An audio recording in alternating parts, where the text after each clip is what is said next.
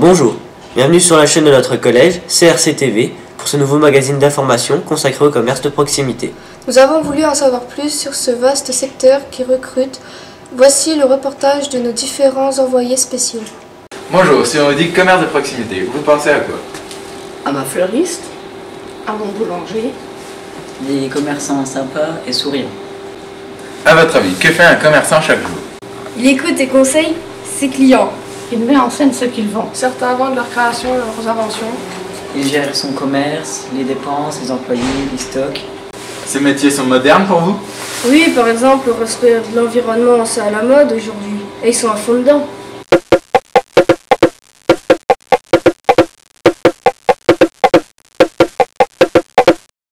Bonjour, nous sommes les élèves de 3e DP3 à Eloi. Mettre en scène, qu'est-ce que cela signifie? Ça signifie pour mettre en scène les produits, pour optimiser toutes les ventes des magasins. On a des plans d'implantation pour chaque rayon, après qui sont adaptables. Chaque produit a une place dans le magasin en fait. On ne va pas mettre des yaourts à la cerise là-bas au milieu du jambon. Là, il faut que ce soit c'est classé par famille, bien dans tout le magasin. Est-ce que ce métier Oui, pour faire ces métiers, il faut que ça plaise, parce que c'est beaucoup de temps, beaucoup de travail, mais après les clients vous le rendent bien, donc c'est agréable. Il faut être honnête avec les gens. Quand tu es à la proximité, les gens ils te demandent si c'est bon, tu dis oui, si c'est pas bon, tu dis non. Ils viennent tous les jours. Un supermarché, au pire, tu ne les reverras jamais, en proximité, ils reviennent tous les jours. Proximité, c'est dit dans le nom, et c'est la proximité des gens. Il faut être plus proche des gens, plus attentif à leur attendre, apporter beaucoup plus de services. Donc les livraisons, de tout et n'importe quoi. Après on peut dépanner leur aider en même temps. C'est être beaucoup plus proche de ses clients. Ici on connaît tout le monde m'appelle par mon prénom dans les clients. C'est plus familial qu'un supermarché. Il y a deux types de magasins de proximité. Il y a les magasins en rural, comme nous, et il y a les magasins en ville. Donc un magasin qui est au milieu de Nancy, par exemple, ne va pas vendre les mêmes produits que nous. Vous avez des produits comme ça qui se vendent beaucoup mieux en magasin rural comme ici que dans les centres-villes. Comment choisissez-vous vos employés? C'est la ponctualité, amabilité, politesse, gentillesse, acharnement au travail.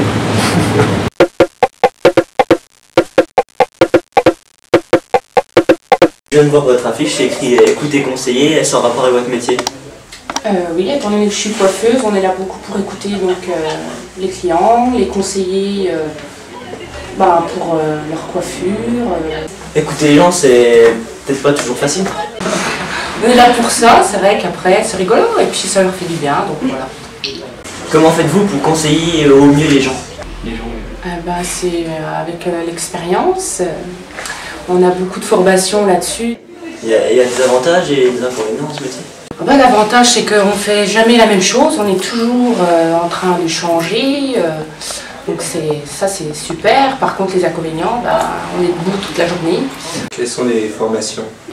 Alors la formation, on a 2 années donc, de CAP. Après on passe une mention complémentaire, donc coloriste ou permanentiste. Et après on fait 2 années de brevet professionnel. Parce que sans brevet professionnel, on ne peut pas s'installer. Le CAP, c'est vrai que c'est assez facile, mais il ne faut pas que ça pour justement avoir son salon, il faut donc le brevet.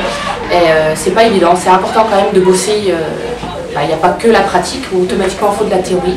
Il faut être minimum gestionnaire, parce que sinon, justement, on n'anticipe pas tout. Et puis c'est comme ça qu'au bout d'un minimum d'années, les salons ils ferment parce qu'ils n'ont pas tout prévu.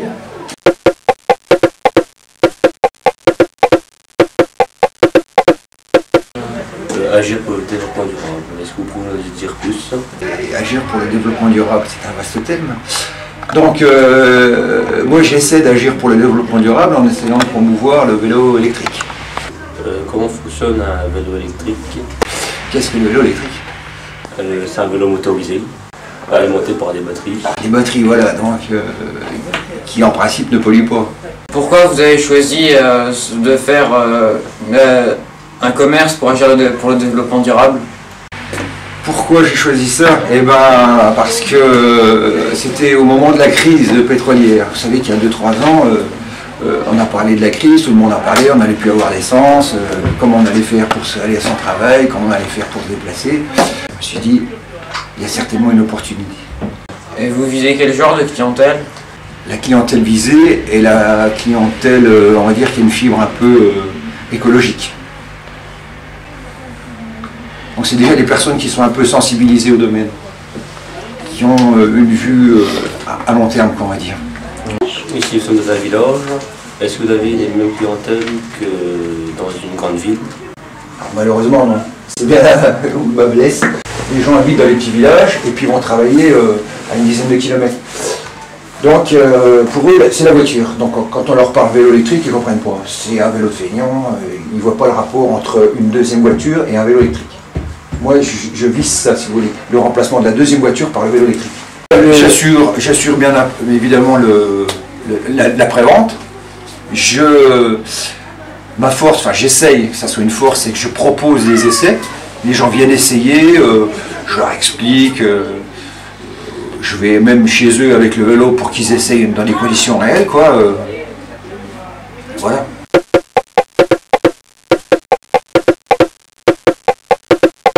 Vous êtes photographe, vous avez suivi quelle formation pour faire photographe?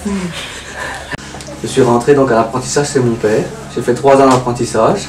J'ai donc passé mon CAP, mon BEP, et je suis donc devenu photographe. L'arrivée du numérique, ça vous a permis d'inventer de nouvelles choses? Oui, tout à fait. Déjà au niveau des appareils photo, on n'utilise plus de pellicule. Dans l'appareil photo, on utilise des cartes. Donc ce qui nous permet de faire beaucoup plus de photos. Et puis donc ça nous permet de choisir les meilleurs. Et on peut par exemple faire des petits albums comme vous présentez tout à l'heure.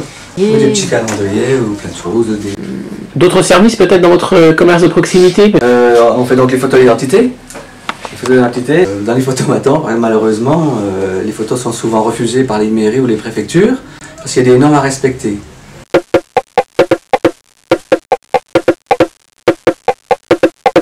Gérer une boulangerie, il faut se lever déjà de bonne heure le matin, hein, penser à tout. Et le matin, il faut te penser au pas qu'on va faire dans la journée.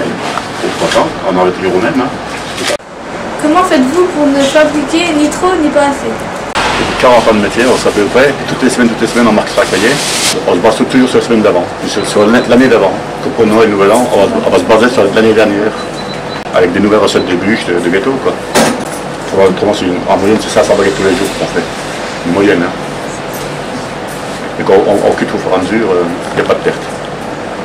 Qu'est-ce qui est le plus difficile à gérer? Les stocks, la clientèle ou les employés? Pour moi, le plus dur à gérer, c'est les salariés. C'est plus compliqué. Comme partout. Le stock, c'est tous les 15 jours. On a le représentant qui passe tous les 15 jours. On fait la caisse tous les soirs. Et toutes les semaines, tous les mois. Il faut faire le rapport à la comptable. Il faut bien gérer tout. C'est pas évident. Quel conseil pouvez-vous donner aux jeunes qui veulent se lancer dans le commerce? C'est des bons boulots, c'est sûr, il n'y a pas de problème. Hein. C'est des bons métiers, mais il faut qu'ils en veulent, c'est tout. Il faut être motivé. Beaucoup de motivation. Vous l'avez compris, avec les commerces de proximité, les clients sont chouchoutés. Merci pour votre fidélité et à bientôt.